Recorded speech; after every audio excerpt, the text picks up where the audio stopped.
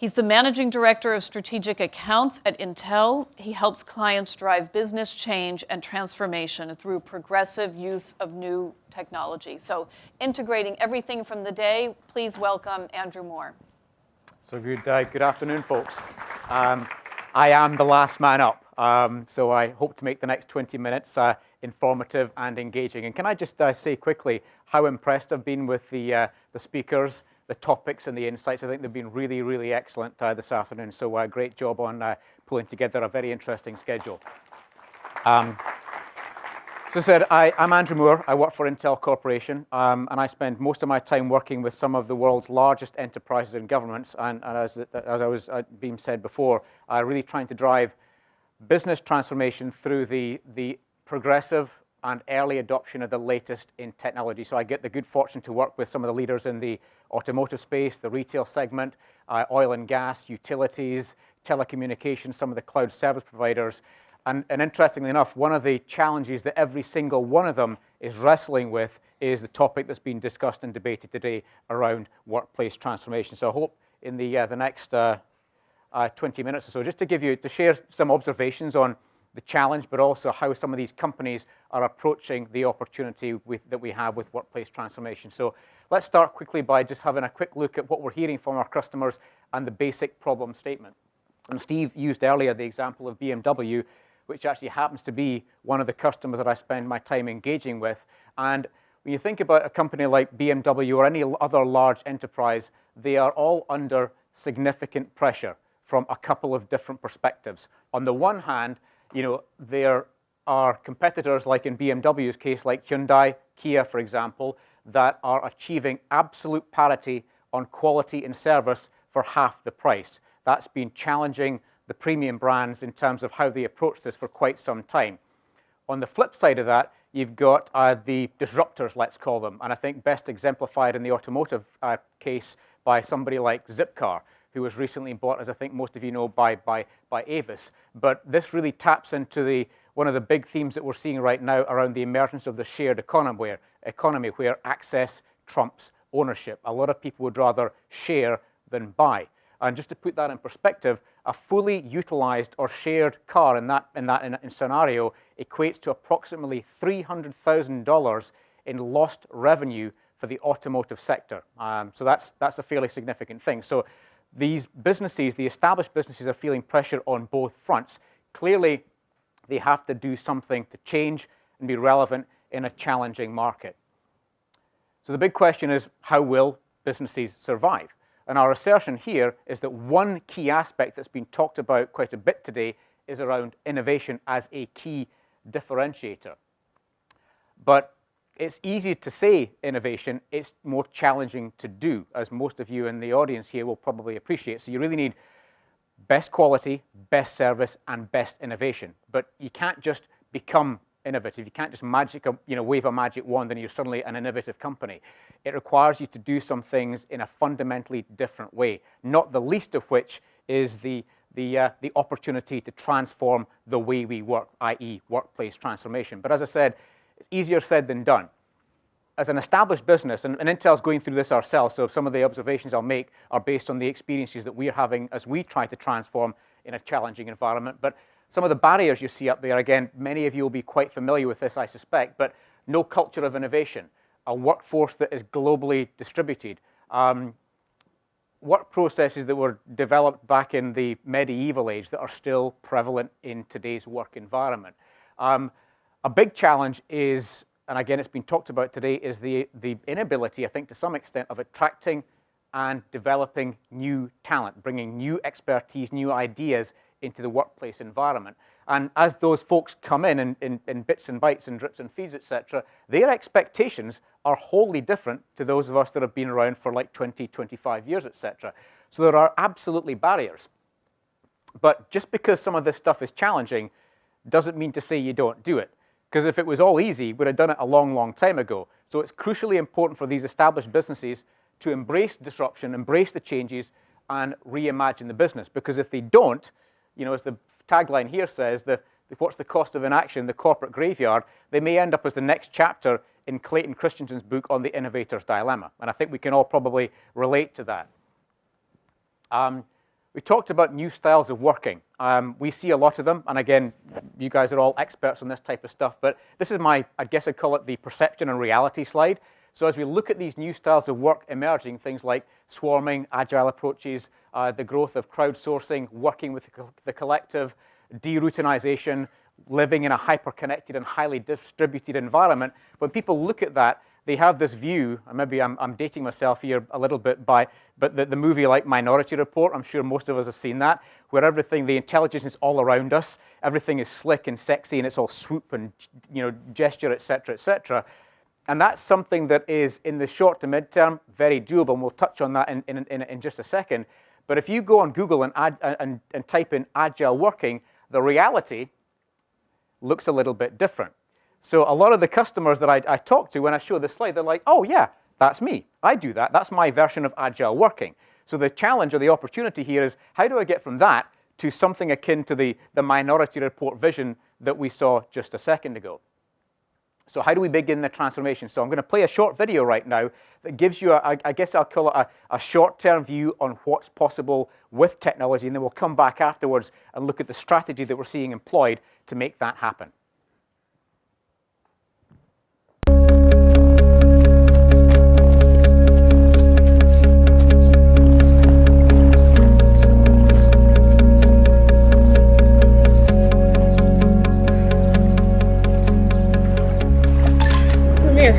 Create a message and send to Amy at Delgado Chang. Amy, do you see what I see? That's me. See if David and Rob can join us. Premiere, send it.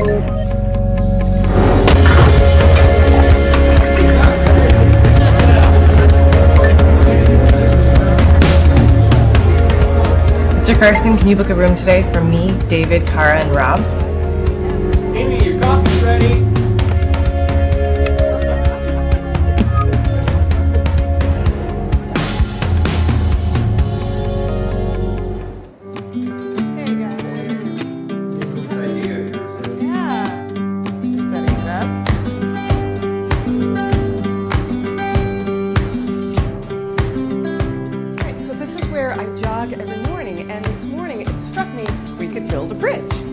Well, there's something we could do. 120 feet across.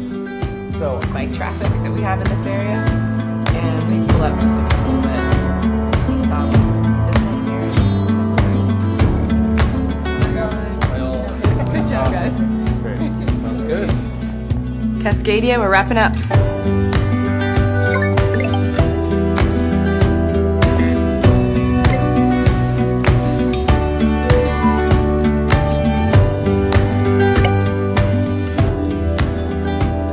Show me the files from the previous meeting.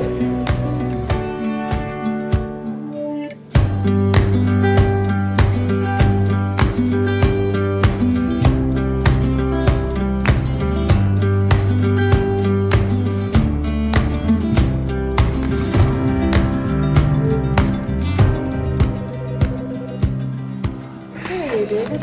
So, What you got? take a look at this.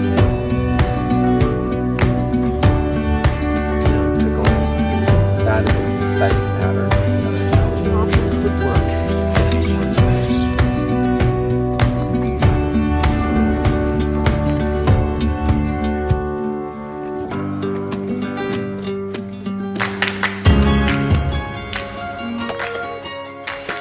Let's get to work. Corbu, I'd like to talk to Cara, Amy, and David. Hi all. Amy, what you finding? Well, the big news is that there's some loose strife in places about 75 yards. Okay. We'll have to mitigate to keep from spreading it.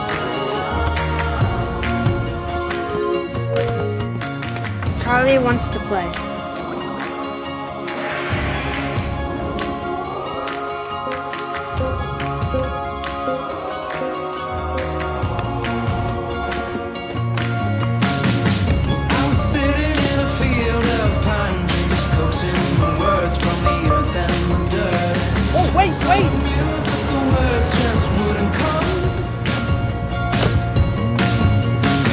It's been a while since I saw you at New Year, holding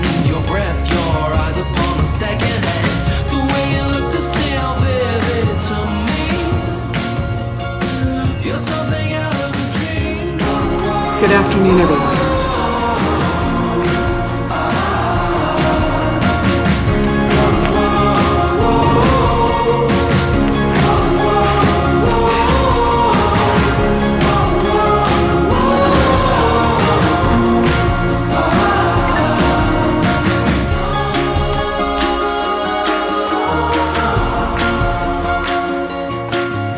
You're something out of a dream. Look interesting? I have to say, though, that the cab in that video has to be the slowest cab I have ever seen. If that had been in New York City, it would be like 5 blocks away by now. So that was very much really a short-term view of what's possible. About half of the stuff you saw there is commercially available today for business, and there's a big difference between the business readiness and the consumer readiness. Consumer stuff typically tends to come to market a little bit quicker. The business readiness side is very important because it brings in a level of robustness, security, manageability that most businesses really need. So half of it's available today. The remainder of it will be available commercially in a commercial grade format within the next 18 to 24 months. So this is stuff that's readily deployable in the short to mid-term. So let's talk a bit about the strategy. And the question often asked here is technology our salvation? And a lot of the customers that I work with that I mentioned before have taken a technology-only approach. But if you can't help the people change, technology changing all around them won't make the slightest bit of difference. So while technology is an important part, it's not the only part, as been discussed by a number of our speakers today so far. What you really need, I'll call it the triumvirate approach, an integrated and inclusive strategy. You need HR. The cultural changes are absolutely crucial to making any of this stuff stick. So you need HR, IT does play an important role, and also facilities, the way that we physically design our environment to drive that level of innovation, collaboration, and productivity. So HR, IT, facilities, all based off a solid financial and cost-based model, allows you to develop and deploy new and innovative ways of working. So we're going to step through each one quickly and just give you some insights into how we see it moving forward. So this one, I think, this is about the cultural side. And I think the statistics and the numbers on here amplify the importance of this. So if you look up the top there, 40% of the top Fortune 500 companies that were there in the year 2000 were not there in 2010. And related to the ones on the left-hand side, I had the opportunity to chat to the gentleman in charge of the Stanford MBA program just a few months ago. Very, very interesting gentleman indeed. And he was telling me that of the graduating class that they had last year, the MBA class, and keep in mind these are some of the smartest, best educated people in the country, of that graduating class, 25% of them turned down opportunities to work for blue chip companies, some of which were offering 7-figure starting salaries, in preference to go with some startups. A further 23% decided to go their own way and develop startups. So if you're a large enterprise and you see something like that, that's a problem. If you're unable to attract that kind of talent, you have a challenge. So some of the things that Intel have been doing to try and deal with some of this stuff fall into the 3 categories you see here around innovation, velocity, and openness. And I'd be the first to admit that I think we've made some great progress, but there's still a long way to go. For a 100,000 people company, changing the direction is easier said than done. But from an innovation perspective, we have, I think, done a pretty good job on really driving rewards and incentives around innovation and collaboration. Velocity has been talked about a little bit before already. We have done, I think, a pretty good job on really streamlining the hierarchy and empowering decision-making at all levels in the organization. And one of the things that's helped us do that, by the way, is aligning incentives across groups. If you're aligning incentives, then you have a better chance of being successful. In terms of openness, and again, this has been touched on a little bit, is the democratization of ideas and opinions. You couple that with the provision of rich collaboration tools, and it allows you to drive innovation much more rapidly. Facilities. On the left-hand side, that was the way we were. I'm sure that you've seen pictures like that. We were the quintessential example of the gray cubes from the 1970s. 100,000 employees, everybody had a cube. 60% of the cubes were either unoccupied or underutilized. And I think that's been touched on. I think Steve mentioned that in his discussion. We did a bunch of ethnographic work with our employees to really better understand, what do they need? What would help them collaborate, share, be more productive, etc. And based on some of that employee feedback, we've moved to an environment, and we haven't done it everywhere by any means, which is really building out team and hub and collaboration areas, conference rooms similar to what you saw in the video, where you walk in and it knows who you are. It sets up the audio, the visuals, the video, brings up the information from the last meeting, etc. So we've done a pretty good job on that. In Intel, we measure everything, as you might expect. So this is no exception, so we measured this. I've just got the summary, but I could go on ad infinitum about the details here. But we have significant, and I'm not talking single digits by any means, significant improvements in terms of productivity, collaboration, and probably most importantly of all, employees like it. They like the new environment. And I'd be the first to say that the younger generation took to it more quickly than somebody that's in their 40s like me. But people have actually moved to embracing that environment a lot more rapidly than we perhaps expected. So done a lot of work on the facility side. On the IT side, let me introduce you to something called SMAC. I'm sure most of you will have heard of this. So SMAC is an emerging industry term. Gartner call it the nexus of forces. IDC call it the third platform, I think it is. But what it equates to is social computing, mobile, analytics, and cloud.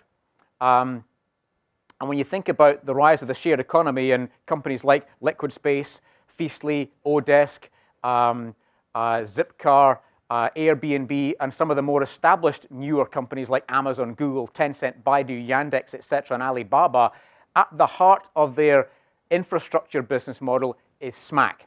I'm not going to go into detail on it because it would bore you to tears and it would take too long. But suffice it to say that when you look at the collective, so don't look at each one individually. If you look at the collective, it enables how I'd best describe it, is a multiplicative effect that really drives rapid innovation and transformation. It also, by the way, is driving new levels of productivity. And remember that organizations don't buy technology. They buy the business benefits that technology is designed to deliver. Okay? So if you haven't looked at SMAC, I would encourage you to go and take a look at it.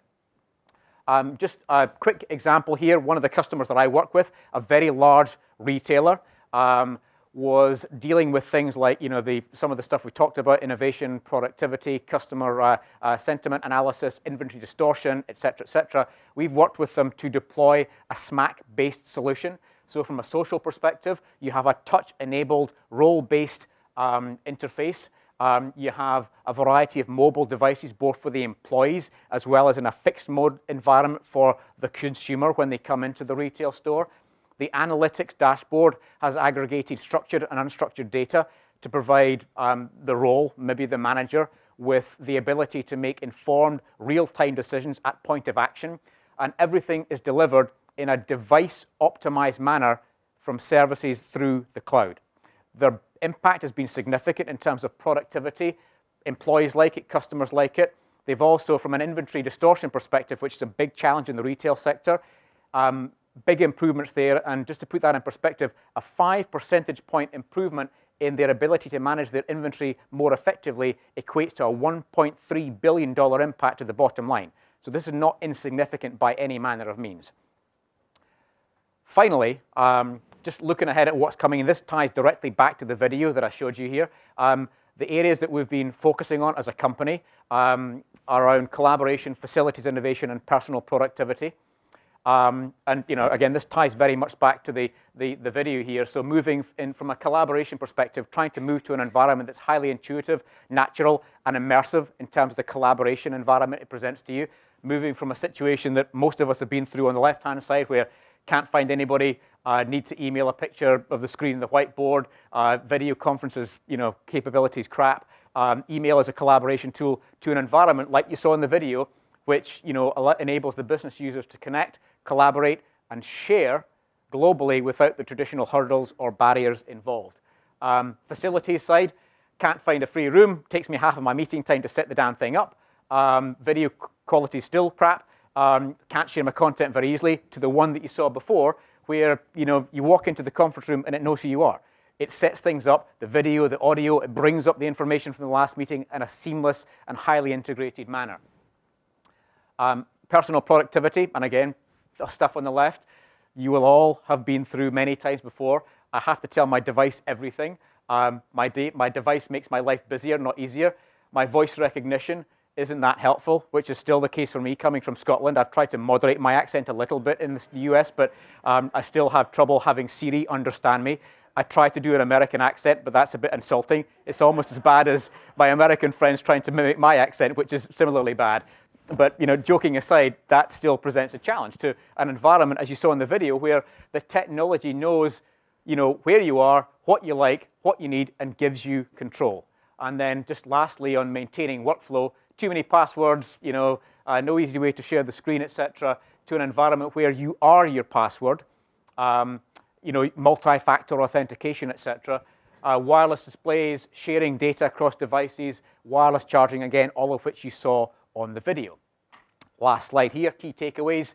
We have found by working with these large enterprises that this is not just an IT issue, this is a board-level imperative. If you've fallen off the top 100 places to work in wherever, that's an issue that the board is challenged with. The triumvirate strategy is absolutely the way to go. HR, facilities, and IT allows you to develop new ways of working. The SMAC stack really is driving significant levels of transformation. We share best practice, so we have a lot of assets to bring to the table. And the question for you all, what's your plan? And with that, I appreciate your time and attention, and thank you very much. That's a great way to open it up for questions. Anybody have a question for Andrew? Yes, Kate. I often hear from clients, I'll use someone like Intel and all the cool things they're doing, and say, hey, you ought to be doing this. And they say, well, yeah, they're a tech company. We couldn't possibly do that. What's your argument to that? You absolutely can do this. This is stuff that's all deployable. The reason I actually picked the short to mid-term view is because these things are practically implementable today. So we've got a lot of experience. We actually, as a company like Intel, you'd expect us to, our CIO says, drink our own champagne.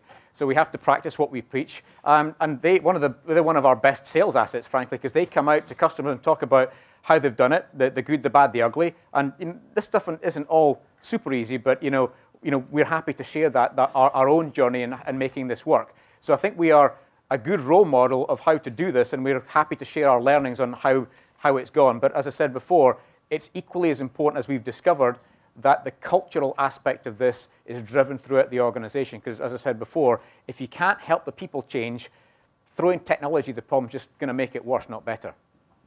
So I'm going to ask something that people are probably shy about standing up and asking. We've heard about the HR, IT, facilities sort of the work stream integration for a while. And in practicality, in some organizations, it's hard to do. It makes perfect sense, but it's hard to do. Can you give us some tips for how you get those other people on your team and all working together? Am I right? Like, do people want to know that? I'd call it the power of persuasion. And actually, it was interesting when we started to look at this phenomenon developing a few years ago. We actually started to talk to HR, talk to facilities, and talk to IT all separately because they didn't really talk to each other. They kind of did things that way as opposed to looking more broadly. And one of the things that's been interesting about this journey that we've been going on internally is that it's really been a great forcing function to make the organization as a whole realize that HR really does need to talk a lot more to facilities, and facilities really does need to talk a lot more to IT and intertwined as well. So it's something we didn't do before, candidly. It's something we're doing a lot better now. And I mentioned like shared goals and incentives. That's now in place so that it's a forcing function to have goals that are tied to, it's like shared accountability for HR, for facilities, and for IT. It wasn't an easy journey because we've all been so used to doing the same thing the same way for the last 20-odd years. Habits are hard to break sometimes, etc. But again, that's a a story that we're happy to share at greater length for those that might be interested in it, because it wasn't all easy, but it's a lot better now. Do those 3 organizations report up through the same They do now. chain? 2 years ago, that Okay. wasn't the case. And that's it. We've got a relatively new CEO, and that's one of the things he put in place, is bringing those organizations together, because he realized that doing that, the collective was going to have a greater impact. It's like the whole is greater than the sum of the parts. Having them all together has made a big impact for us. Got it. Great. Thank you very much. Thank you very much, folks. Thank you.